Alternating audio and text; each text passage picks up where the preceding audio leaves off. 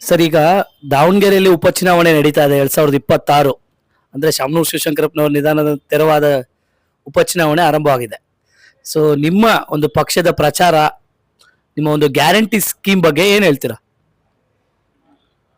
ಕರ್ನಾಟಕ ರಾಜ್ಯದ ಹಿರಿಯ ರಾಜಕಾರಣಿ, ಮುತ್ಸದ್ದಿ ರಾಜಕಾರಣಿ, ಕಾಂಗ್ರೆಸ್ ಪಕ್ಷದ ಹಿರಿಯರು ಆಗಿದ್ದಂಥ ಶಾಮನೂರು ಶಿವಶಂಕರಪ್ಪ ಸಾಹೇಬ್ರವರ ನಿಧನದ ನಂತರ ಬಂದಿರತಕ್ಕಂತಹ ಈ ಒಂದು ಉಪಚುನಾವಣೆ, ಕಾಂಗ್ರೆಸ್ ಪಕ್ಷದ ಅಭ್ಯರ್ಥಿ ಸಮರ್ಥ್ ಶಾಮನೂರ್ರವರು ಈ ಚುನಾವಣೆಯಲ್ಲಿ ಗೆಲ್ತಾ ಇದ್ದಾರೆ.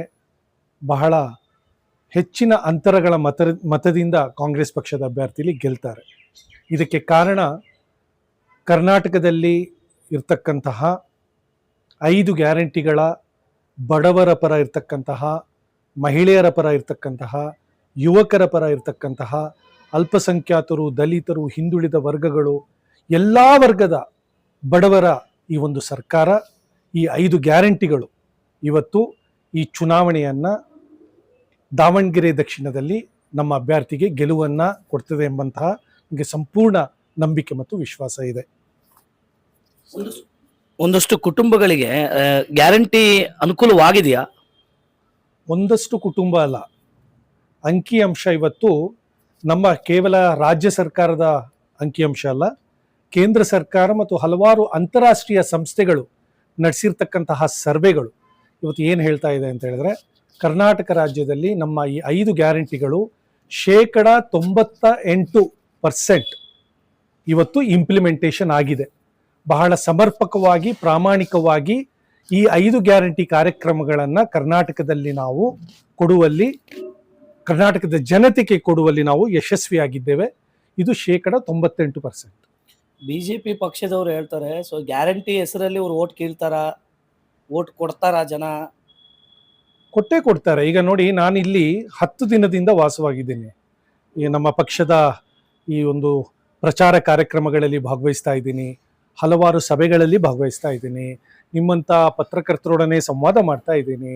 ಅದೇ ರೀತಿಯಲ್ಲಿ ನಮ್ಮ ಗ್ಯಾರಂಟಿಯ ಫಲಾನುಭವಿಗಳು, ವಿಶೇಷವಾಗಿ ಶಕ್ತಿ ಮತ್ತು ಗೃಹಲಕ್ಷ್ಮಿ ಫಲಾನುಭವಿಗಳಿಗೆ ನಾನು ಭೇಟಿ ಆಗ್ತಾ ಇದ್ದೀನಿ. ಎಲ್ಲರ ಬಾಯಿಯಲ್ಲಿ ಏನಿದೆ ಅಂದರೆ, ಈ 5 ಗ್ಯಾರಂಟಿಗಳಿಂದ ಅವರ ಜೀವನದಲ್ಲಿ ಒಂದು ಉತ್ತಮವಾದಂತಹ ಒಂದು ಅನುಕೂಲ ಆಗಿದೆ. ನಾವು ಈ 5 ಗ್ಯಾರಂಟಿ ನಮ್ಮ ಸರ್ಕಾರ ಮುಂದುವರಿಸಬೇಕು. ನಾವು ಈ ಚುನಾವಣೆಯಲ್ಲಿ ಕಾಂಗ್ರೆಸ್ ಪಕ್ಷದ ಅಭ್ಯರ್ಥಿಗೆ, ಕಾಂಗ್ರೆಸ್ ಪಕ್ಷಕ್ಕೆ ಮತವನ್ನು ಕೊಡ್ತೇವೆ.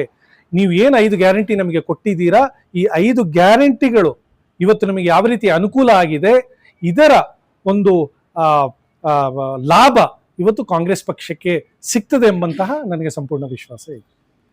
ಗ್ಯಾರಂಟಿ ಯೋಜನೆಗಳಿಂದ ರಾಜ್ಯ ಅಭಿವೃದ್ಧಿ ಪಥ ಸಾಗುತ್ತಿಲ್ಲ, ಅಭಿವೃದ್ಧಿ ಕುಂಠಿತವಾಗುತ್ತದೆ ಅಂತ ಮಾತಿದೆ. ಇದ್ರ ಬಗ್ಗೆ ನಾವು ಇಲ್ಲ, ಸುಳ್ಳು. ನೋಡಿ, ಇವತ್ತು ವರ್ಷಕ್ಕೆ ನಾವು ಗ್ಯಾರಂಟಿಗಳಿಗೆ ಕೊಡ್ತಿರ್ತಕ್ಕಂಥದ್ದು 56,000 ಕೋಟಿ ಹಣ. ಮತ್ತೆ ನಮ್ಮ ಬೇರೆ ವಿವಿಧ ಏನು ಯೋಜನೆಗಳಿದೆ, ವಿವಿಧ ಅಭಿವೃದ್ಧಿ ಕಾರ್ಯಕ್ರಮಗಳಿದೆ, ಇದಕ್ಕೆ ನಾವು 1,80,000 ಕೋಟಿ ಹಣವನ್ನು ರಾಜ್ಯ ಸರ್ಕಾರ ಬಜೆಟಲ್ಲಿ ನೀಡ್ತಾ ಇದೆ. ಸನ್ಮಾನ್ಯ ಮುಖ್ಯಮಂತ್ರಿಗಳು ಇದನ್ನು ವಿಧಾನಸಭೆಯಲ್ಲಿ ಹಲವಾರು ಸಂದರ್ಭದಲ್ಲಿ ಹೇಳಿದ್ದಾರೆ.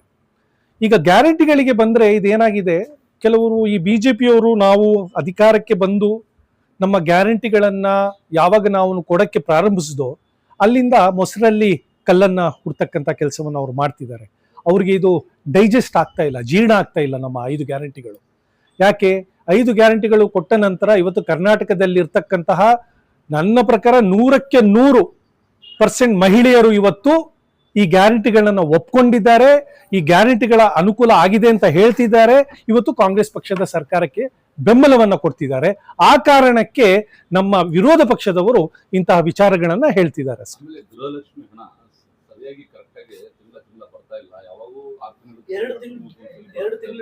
ಒಪ್ಕೊಳ್ತೀನಿ, ನಾನು ರಾಜ್ಯದ ಉಪಾಧ್ಯಕ್ಷನಾಗಿ ಒಪ್ಕೊಳ್ತೀನಿ. ಗೃಹಲಕ್ಷ್ಮಿ ಹಣ 2 ತಿಂಗಳದ್ದು ಸೇರಿ ಒಂದ್ಸಲ ಕೊಡ್ತಕ್ಕಂಥದ್ದು, ಒಂದ್ಸಲ 3 ತಿಂಗಳು ಬಾಕಿ ಇದ್ರೆ 2 ತಿಂಗಳು ಕೊಡ್ತಕ್ಕಂಥದ್ದು ಇದು ಆಗ್ತಾ ಇದೆ. ಆದ್ರೆ ನಾವು ಕೊಡ್ತಾ ಇದೀವಲ್ಲ, ನಿಲ್ಸಿಲ್ಲ ನಾವು. ನೀವು ಹೋಗಿ ಮಹಿಳೆಯರಿಗೆ ಕೇಳಿ, ಇದರಿಂದ ತೊಂದರೆ ಆಗ್ತಾ ಇದೆಯಾ ಅಂತ ನೀವು ಕೇಳಿದ್ರೆ ಯಾರು ತೊಂದರೆ ಆಗ್ತಿದೆ ಅಂತ ನಿಮಗೆ ಹೇಳಲ್ಲ. 2 ತಿಂಗಳದ್ದು ಸೇರಿ ನಮಗೆ ಸಿಗ್ತಾ ಇದೆ, ಇದರಿಂದ ಅನುಕೂಲನೇ ಆಗ್ತಾ ಇದೆ ಅಂತ ಹೇಳ್ತಾರೆ ಹೊರತು, ಯಾರು ಇವತ್ತು ನಾವು ಗೃಹಲಕ್ಷ್ಮಿನ ನನಗೆ ಸಿಗ್ತಾ ಇಲ್ಲ, ಇದರಿಂದ ನನಗೆ ತೊಂದರೆ ಆಗ್ತಾ ಇದೆ ಅಂತ ಯಾರು ಹೇಳ್ತಾ ಇಲ್ಲ. ಸರ್, ಈಗ ಸಾಲದ ರಾಮಯ್ಯ ಅಂತ ವಿರೋಧ ಪಕ್ಷದವರು ಹೇಳ್ತಾರೆ, ಏನ್ ಹೇಳ್ತಾರೆ? ಸಾಲದ ರಾಮಯ್ಯ ಅಂತ ಹೇಳಿದ್ರೆ ವಿರೋಧ ಪಕ್ಷ ಅವ್ರಿಗೆಲ್ಲ ನೀವು ಕೇಳಿ, ಅವಾಗ ಅವರ ಪ್ರಶ್ನೆಯನ್ನ ಕೇಳ್ಬೇಕಾದ್ರೆ ದಯವಿಟ್ಟು ನೀವು ಅವ್ರಿಗೆ ಕೇಳ್ಬೇಕು. ಬಿಜೆಪಿ ಅವರು ಅಧಿಕಾರದಲ್ಲಿ ಇರ್ಬೇಕಾದ್ರೆ ಕರ್ನಾಟಕದ ಸಾಲ ಎಷ್ಟಿತ್ತು, ಸನ್ಮಾನ್ಯ ಸಿದ್ದರಾಮಯ್ಯನವರು ಬಂದ್ಮೇಲೆ ಕರ್ನಾಟಕದ ಸಾಲ ಎಷ್ಟಿದೆ ಅಂತ ಹೇಳ್ಬಿಟ್ಟು ಅವರಿಗೆ ನೀವು ಪ್ರಶ್ನೆ ಹಾಕ್ಬೇಕು.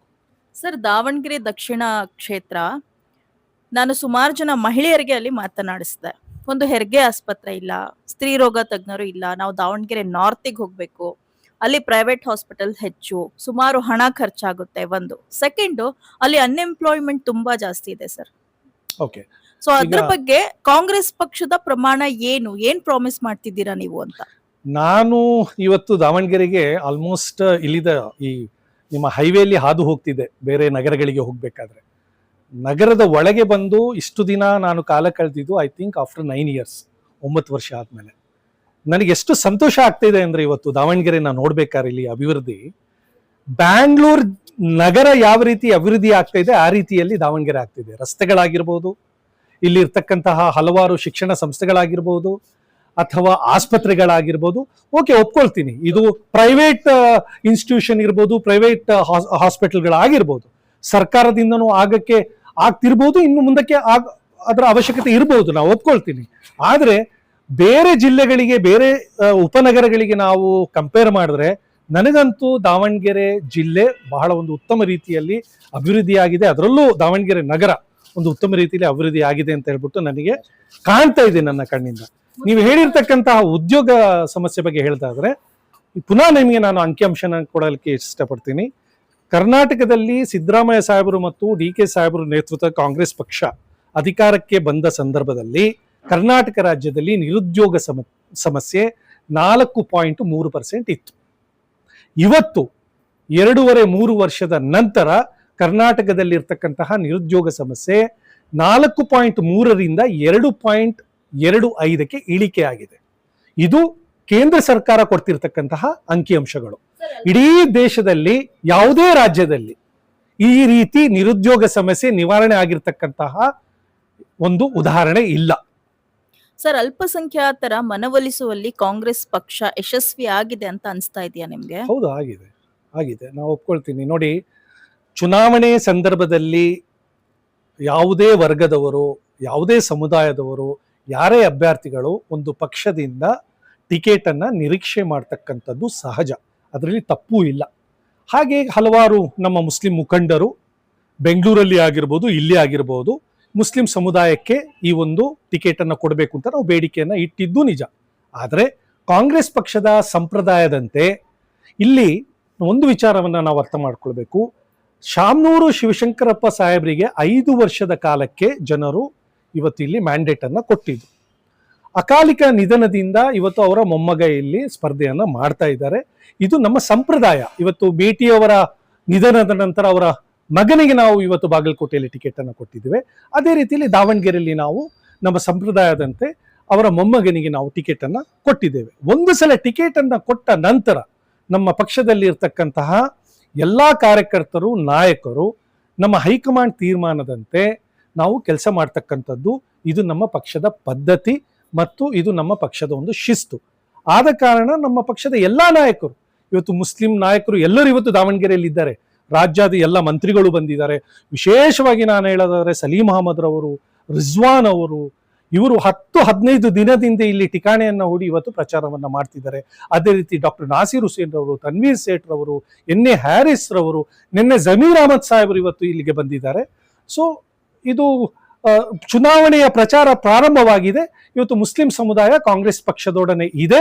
ಎಲ್ಲರೂ ಒಗ್ಗಟ್ಟಾಗಿ ನಮಗೆ ಈ ಸಂದರ್ಭದಲ್ಲಿ ಮತವನ್ನ ಚಲಾಯಿಸಿ ನಮ್ಮ ಅಭ್ಯರ್ಥಿಗೆ ಗೆಲ್ಲಿಸ್ತಾರೆ ಅಂತ ಹೇಳ್ತಕ್ಕಂಥ ನಂಬಿಕೆ ನನಗೆ ಇದೆ.